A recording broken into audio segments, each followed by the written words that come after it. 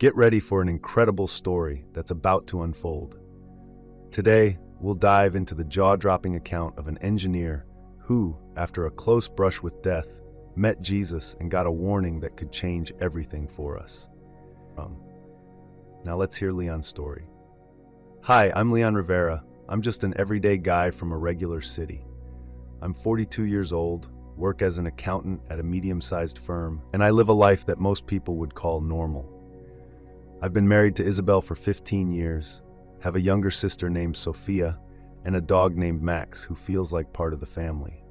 I've always been pretty skeptical, one of those people who only believes in what you can see and touch. Religion, spirituality, life after death, none of that made any sense to me. I viewed life as a straightforward cycle. We're born, we live, and then we die. End of story. But then, something happened that flipped my entire perspective upside down. I went through an experience that took me right to the edge of life and death, making me question everything I thought I knew about reality. That's what I want to share today. This story isn't easy to tell, and I admit I'm still processing a lot of it, but I think it's essential to share because it really changed me in how I see the world. First off, I want to clarify that I'm not someone who seeks attention or makes up tales to impress anyone. To be honest, I was really hesitant to talk about this. I worried people might think I was nuts or not believe me. But after thinking it over, I realized this experience wasn't just about me. It's something that could encourage others to reflect on their lives and what truly matters. What I'm about to share happened around a year ago. I was going through a tough time. Problems at work, constant fights with Isabel, and feeling like I was losing grip on everything. In that moment of chaos, I made a reckless choice that nearly cost me my life. Ironically, that decision led me on an incredible, terrifying, and deeply transformative journey. Over the next few minutes, I'll recount what went down that night and the days after. I'm going to describe the dark tunnel I found myself in, the light I encountered, the past lives I experienced, and the shocking things I found out about our existence. It sounds wild, I know. If someone had told me this a year ago, I would have laughed and walked away. But after going through it myself, ignoring it is no longer an option. So if you're open to it, I'd love for you to join me on this journey. I'm not here to persuade anyone or share some ultimate truth. I just want to tell my story. Who knows, it might make you think differently about our reality. Let's kick things off. It all began on a Friday night. I got home after a rough day at work, and things had been tense since I had fought with Isabel earlier in the week. The vibe at home was thick with tension. I felt isolated, worn out, and totally hopeless. That night, I did something I hadn't done before. I dug into the bathroom cabinet and grabbed a bottle of sleeping pills that the doctor had given Isabel a while back. I also picked up some strong painkillers I used to take for my back. Then I went to the bar and poured myself a glass of whiskey. I know what you're thinking. That's nuts, Leanne. How could you do that? Trust me, I ask myself that every single day. But in that moment, I wasn't exactly in the right frame of mind. It felt like a dark cloud had settled over my thoughts. I just wanted the pain to fade away, to feel something other than the emptiness inside. I plopped down on the sofa, took a handful of pills, and chased them down with big swigs of whiskey. Part of me knew this was a terrible idea, but another part just didn't care anymore. I remember thinking, if I wake up tomorrow, cool. If I don't, maybe that's for the best. As the alcohol and pills kicked in, my body felt heavy, my vision went fuzzy, and my thoughts got all jumbled. At some point, I must have blacked out on the couch. What happened next is a bit of a blur. I remember waking up in the middle of the night with a crushing pain in my chest. It felt like an elephant was sitting on me. I struggled to get up, but my body just wouldn't cooperate. Panic set in as I understood what I had done, and bitter regret washed over me. I tried to call out for help, but all that came out was a faint moan. Fear gripped me. I thought about Isabel, my sister Max, and everything I still wanted to achieve in life. I didn't want to die like this, but then darkness wrapped around me once more. My body started to relax and I felt my awareness slipping away. That's when the real adventure kicked off. Suddenly I wasn't on my couch anymore. In fact, I couldn't recognize where I was at all.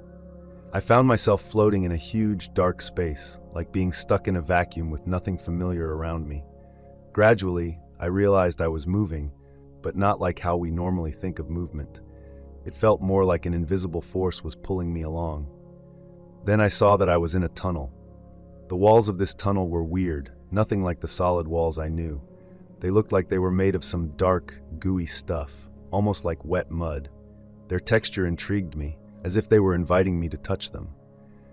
Without thinking, I reached out to feel the tunnel wall, and that's when I got a shock. I didn't have hands.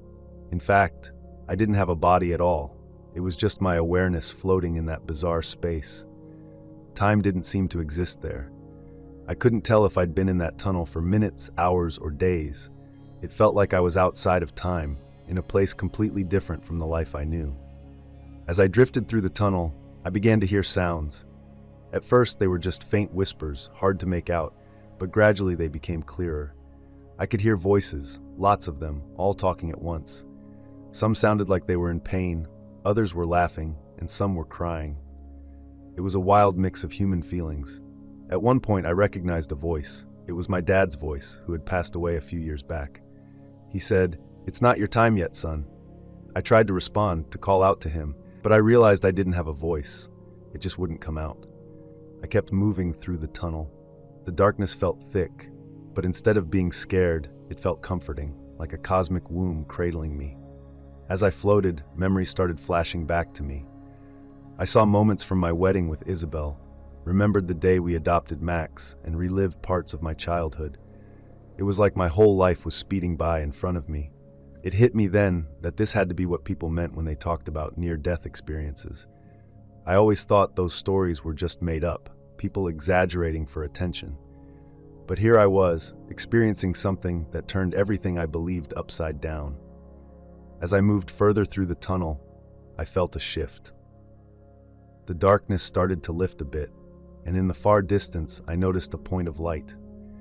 As I got closer to the end of the tunnel, that light grew brighter and brighter. It wasn't like the light from the sun or a lamp. It was a living, pulsing light that seemed to hold all the energy in the universe. The most striking part was how intensely it contrasted with the darkness around me. Like two massive forces were locked in a fierce battle. The light fought to spread while the darkness pushed back, trying to engulf it. In that moment, I was hit with a wave of anxiety. 1,000 questions raced through my mind. Was I dead? Was I on the brink of death? What would happen if I reached that light? What if darkness prevailed? The struggle between light and dark felt like a reflection of my own internal battle. On one side was my yearning to live, to get back to Isabel, to my family, to my life. On the other was a strange pull to surrender to the darkness and just give up. As I observed this cosmic clash, I realized I wasn't just watching, I was part of it. Every thought I had, every feeling I experienced seemed to tip the balance between light and dark. When I focused on happy memories, on love and joy, the light seemed to grow stronger. But as thoughts of despair and hopelessness crept in, the darkness advanced. That's when it clicked for me. This wasn't just about life and death. It was about choice, my choice. I could pick light or dark. I could decide to fight or to give up. Understanding this power was both freeing and terrifying. It was freeing because I recognized that I had control over my own fate, even in such a dire situation. But it was also scary, as the weight of that responsibility felt huge. As I contemplated all this, I noticed the light starting to change. It wasn't just a little dot anymore. It began to grow and take shape. Then something amazing happened. A small sphere of light broke away from the main source and floated toward me. It was about the size of a tennis ball, but radiated an incredible energy.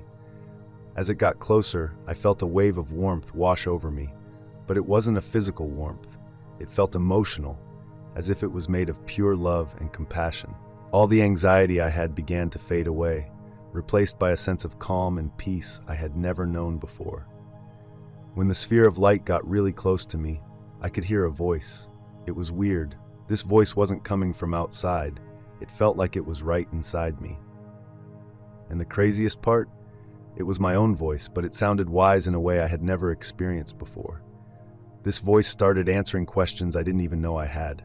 It talked about life's meaning, our purpose here, the nature of the universe, and then it hit me with something that left me speechless. Everything you know as reality is just a simulation, it said. The physical world, time, space, it's all part of some big setup designed to keep us from seeing what existence really is. I was floored. A simulation? That seemed wild, but deep down it felt right. It was like a curtain had been pulled aside, letting me see beyond the illusions of the physical world. The voice continued, "You humans are stuck in this simulation, thinking it's the only reality, but there's so much more out there. You're multidimensional beings, capable of existing in several realities at the same time." I struggled to wrap my head around all this. It was just too much to take in. But the sphere of light around me felt like it understood my confusion. It grew, surrounding me completely in this radiant glow, and suddenly everything made sense. I saw how the universe was laid out, how everything is connected. I realized that our actions affect not just our immediate surroundings, but the whole web of existence. I understood that what we think of as self is just a tiny piece of who we are. Our true nature is far grander than we ever consider in our daily lives. The light showed me that what we call death isn't really the end, it's just a change, a shift. Our consciousness keeps going, growing, and expanding. I was blown away by these insights, but I also felt a wave of sadness wash over me. It made me lament all those years I spent in ignorance, feeling bad about wasting time and energy on things that now seem so trivial. But then the light comforted me, reminding me that every experience we go through, every mistake we make, and every joyful or painful moment serves a purpose. It's all part of our growth and evolution as conscious beings. As the light began to fade, I sensed that my time in this state was ending, but before it completely disappeared, the voice told me one last thing. "Remember, Leon, you're not just what you think you are. You are so much more, and you have the power to shape your reality. Use this wisdom wisely." With those words, the light vanished, and I found myself back in the dark tunnel. But I was different. I carried with me insights that would change my life. After what happened with the sphere of light, I felt like I had gained a new view on everything, a deeper understanding of what it means to be alive. But I didn't have a lot of time to think about it because I was suddenly wrapped up in a new experience. Out of nowhere, my whole life started to play out in front of me. It wasn't like the quick flashes you see in movies. It was way more intense and detailed. I was reliving every significant moment, and I wasn't just watching. I was in it, feeling everything all over again. I saw myself as a kid, relishing the joy of playing in the park with my parents. I felt the nerves of my first day at school, the thrill of my first kiss, and the joy of getting accepted into college. But it wasn't just the good times. I had to go through the pain, the losses, and the moments of disappointment and sadness too. The most striking part was that I wasn't just feeling my own emotions. I could sense how my actions affected others. When I was kind, I could feel their gratitude and relief. When I acted selfishly or hurt someone, I felt their pain as if it were mine. I recalled the day I had a fight with Isabel and said things that hurt her deeply. Back then, I didn't realize how much my words stung, but now I could feel her hurt like it was my own. It was crushing. I also remembered the times I did little acts of kindness without even thinking. Like that time I helped an elderly woman cross the street. At that moment, it seemed trivial, but now I could see how that small act had brightened her day and given her hope in humanity. This review of my life opened my eyes to how connected we all are. Every action, every word, carries weight beyond what we can grasp. I saw how my choices set off a chain reaction that affected people I didn't even know. It was humbling and eye-opening. I realized how many chances to do good I let slip by, how many times fear or selfishness got the better of me instead of showing love and kindness. But it wasn't a time of judgment. There was no punishment or reward. It was just a chance to learn and truly understand the consequences of my actions in a way I'd never experienced before. By the end of it, I felt emotionally drained, yet profoundly changed, with a newfound appreciation for life. As this experience wrapped up, I felt like I was gaining a new perspective on the responsibilities tied to the choices we make. It was like my awareness was expanding, getting ready for something even bigger. That's when I stepped into the next part of my journey. Just when I thought I'd seen it all, I found myself in an incredible situation. Suddenly, I wasn't just reviewing my current life, I was exploring past lives. The first thing I noticed was a hotel room. I was a middle-aged guy dressed in a fancy suit, sitting on the edge of a bed. A wave of sadness hit me, so deep it felt like it was swallowing me whole. In my hand, I had a revolver, and panic washed over me as I realized what was about to unfold. I wanted to scream, to stop that man, who was me in another life, from taking his own life. But I was just a helpless onlooker. The shot rang out through the room, and everything went black. Then the scene switched. Now, I was a whaler in the 19th century, on a boat surrounded by endless ocean. I could smell the salty sea air and hear the shouts of the sailors. I was harpooning whales, torn between the thrill of the hunt and a deep guilt for ending the lives of such magnificent creatures. That life ended on a beach where I was an old man staring out at the sea, 2 children at my side. A heavy weight filled my heart. I felt profound regret for all the lives I had taken and the harm I had caused to the ocean. Looking at my kids, I saw a mix of love and disappointment in their eyes, and it hit me hard that my choices in that life impacted not just me, but those I cared about too. These glimpses into my past lives revealed repeated patterns. I understood how my careless or selfish actions created ripples that extended well beyond my own life. I saw how the pain I inflicted in one existence left scars I carried into another. But I also witnessed moments of love, bravery, and sacrifice. I remembered lives where I made a difference, where I helped others, and left the world a little better than I found it. This whole experience helped me realize that our journey is way more elaborate and lengthy than we think. We aren't just the product of this single life. We are the collective experiences of many lifetimes, each one teaching us crucial lessons. I came to understand that my current life is merely one chapter in a much larger narrative. The challenges I encounter, the relationships I form, all of it is part of a grander story unfolding. I've realized that my struggles, even the times I felt down, have roots deeper than I ever thought. By the end of this journey through my past lives, I felt both tiny and enormous at the same time. Tiny compared to the endless span of time and all the experiences I'd lived through, and enormous because I recognized that I'm more than just this body, this personality, this single life. I came away with a fresh perspective on the weight of our actions. Every choice we make doesn't just impact this life, but sends ripples through time, shaping our future selves and touching the lives of those around us. After this journey, I suddenly found myself back in the present, but not back in my body. Instead, I was floating above, watching a scene unfold, the moment when I was so close to taking my own life. It felt like I was a bystander. I saw my body lying still on the couch, the whiskey bottle on the floor, and the empty medicine bottles on the coffee table. It was heartbreaking, but what really knocked the wind out of me was watching how my actions affected the people I loved. I saw Isabel come home from work, calling my name. When she discovered me, it was devastating. I could see the fear in her eyes and heard her terrified scream. She rushed to the phone, her hands trembling as she dialed for help. I watched the paramedics arrive, hustling to save me. I saw Isabel crying, pleading with me not to leave. I felt her pain, her fear, and the anger that I had been so thoughtless. Then the scene changed. I saw my sister Sophia receiving the news. The shock on her face melted into disbelief and then anger. How could I do this to them? I realized then that my choice wasn't just about me. It betrayed everyone who cared about me. I noticed Max, my loyal dog, lying beside the couch where my body was, whimpering softly. In the days that followed, I watched him sink into sadness, refusing to eat as he waited for me to come back. It hurt to see that even my dog was suffering because of my reckless decision. The scenes kept coming.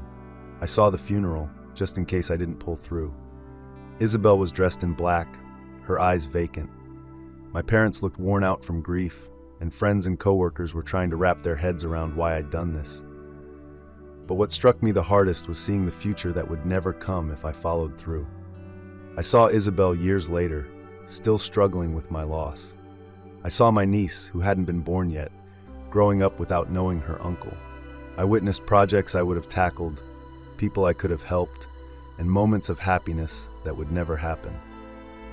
At that moment, I felt something tugging me upward, like two little balls of light were calling out to me, encouraging me to keep moving forward. I realized I was facing a big choice: go on to whatever comes after this life, or fight to come back to the living.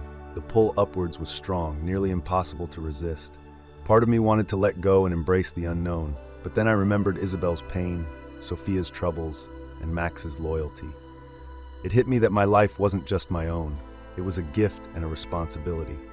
Every person I cared about, every life I touched was woven into my own. Choosing to give up wouldn't just hurt me. It would send shockwaves of pain to those around me, beyond what I could even imagine. With that realization, I made my choice. I battled against the pull, focusing on all the reasons to stick around. I thought of Isabel and all the moments we had shared, the dreams we still hoped to achieve. I considered Sophia and how much I longed to see my niece grow up. I pictured Max, loyal and loving, waiting for me to come back. Then, all of a sudden, I felt an intense jolt throughout my body, like I was being yanked back into my physical form. Coming back to my body was something I'll never forget. It felt like being pulled into a tornado and then dropped into icy water. I felt this massive weight, as if every single cell in my body was screaming against it. When I opened my eyes, the first thing I saw was Isabel's tear-streaked face, holding my hand, her eyes full of fear and hope. There were machines beeping and people talking agitatedly around me. I realized I was in an ambulance. I wanted to speak, but my throat was bone dry and hurt badly. All I could manage was a faint moan. Isabel gasped with joy, shouting, "He's awake!" to the paramedics. The next few moments were a haze. I remember them rushing me to the hospital, doctors and nurses bustling around, throwing questions my way that I could hardly comprehend. They pumped my stomach to clear out any pills I'd taken. I spent several days in the ICU. The doctor told me I was incredibly lucky. If Isabel had gotten home just a few minutes later, I probably wouldn't have made it. My body had gone through a lot, and it would take time to heal completely. But getting physically better was only part of the journey. The real work was just starting. Once I was stable enough, a stream of psychiatrists and psychologists started visiting me. I was diagnosed with severe depression and started some intense treatment. The first few weeks were tough. My memories from that near-death experience were all mixed up, and I couldn't tell if they were real or just some weird mix of drugs and alcohol. Part of me hoped it was just a bizarre dream, but deep down, I knew it was more significant than that. As my thoughts began to clear, I gradually started to piece everything together. The dark tunnel, the bright light, those past lives I had caught glimpses of. Each memory hit me with a wave of strong feelings. At first, I was reluctant to talk about all this with my therapists. I was worried they'd think I was losing it, but bit by bit, I shared little bits of what I remembered. To my surprise, they didn't judge me. Instead, they encouraged me to dig deeper into those memories as a part of healing. Isabel was my rock during this time. She spent countless hours with me in the hospital, patiently listening as I tried to express what I'd been through. Some days, I cried for no clear reason, and other times I was just quiet and lost in thought. But she was there through it all, offering me unconditional support. My sister Sophia was also a constant presence. At first, she was really angry at me for trying to end my life, but over time, her anger shifted to understanding and support. Our talks helped me work through a lot of what I had experienced. As I started to feel better physically, I noticed big changes in how I viewed life. Things that used to matter a lot, money, status, career success, began to seem pretty unimportant compared to what I had gone through. I started to appreciate the little things so much more. Isabel's smile in the morning, Max's affection, the sound of rain against the window. Each moment felt special, and every interaction with someone else was an opportunity to make a difference. As the days turned into weeks and the weeks into months, I kept moving forward on my path to recovery. It wasn't always straightforward. There were tough days, times filled with doubt and fear, but there was also a new strength inside me, a determination that stemmed from the deep understanding I had gained. I realized I had been given a second chance and promised myself not to waste it. It's been a year since that night changed everything, and my life has transformed in ways I never would have imagined. The near-death experience didn't give me any superpowers or special skills, but it did give me something much more valuable, a new perspective on life. Before, I was a total skeptic. I didn't believe in anything that couldn't be backed up by science. God, spirituality, life after death, those were just stories and superstitions to me. But now, while I don't follow any traditional religion, I see things differently. I've come to realize there's a lot more to the universe than what we can grasp with our eyes and senses. The thoughts about living in a simulation and being more than just our physical selves aren't things I ever brush off anymore. I've learned to keep an open mind and accept that there are mysteries out there that science hasn't figured out yet. My relationship with Isabel has really deepened in ways I never thought possible. We went through a rough patch after my suicide attempt, but together we found new strength. Now we treasure every moment we share, fully aware of how fragile and valuable life can be. At work, my whole attitude has flipped. I used to be constantly stressed, always after the next promotion or big project. Now I take pride in doing my job well and helping my coworkers. My boss noticed the shift and recently offered me a leadership role, not because I was ambitious, but because I've become more balanced and compassionate. One of the biggest changes has been my relationship with my sister Sophia. After realizing how my death would have affected her, I made a point to reach out more. Now, we're closer than ever. When my niece was born 6 months ago, it was one of the happiest days of my life. Holding that little one in my arms reminded me just how precious life really is. I've started practicing meditation and mindfulness to help me stay grounded and present. I've also begun volunteering at a local shelter because I want to give back and make a difference for others. I won't pretend everything's perfect now. I still have tough days, filled with doubt and fear. The depression isn't gone entirely, but I've got better tools to handle it. I've realized that my thoughts and feelings don't define who I am. They're just part of me. One of the biggest lessons I've learned is that we always have a choice. We can decide how we respond to whatever life throws our way, how we treat others, and how we approach each day. This understanding has given me a sense of power and responsibility that I've never felt before. I started to see things more clearly, like all the lies and illusions that fill our world. It's obvious how the media, ads, and all kinds of systems try to pull our strings. But instead of feeling down or jaded, I find myself motivated to live more genuinely and with awareness. I don't know what the future holds. I don't have all the answers, and I'm still figuring things out day by day. Yet, I believe that every day is a chance to make a difference, to love better, and to live more fully. My near-death experience opened my eyes to the fact that life is too valuable to waste on fear, anger, or regret. Every moment is a gift, and every interaction can help us grow. While I might not know exactly what happens after we die, I'm certain that how we live now impacts far more than we can ever know. So here I am, Leon Rivera, just an ordinary person who went through something extraordinary. I'm not a guru or a saint. I'm just someone who got to peek beyond the curtain and came back to share what I saw. If there's one thing I really want to get across, it's this. Live each day with intention and love, because in the end, that's what truly counts. So what do you think about this amazing story? Share your thoughts in the comments. And don't forget to subscribe to the channel and hit that notification bell so you can stay updated with new videos. Let's help spread more hope about the life that exists beyond what we can see.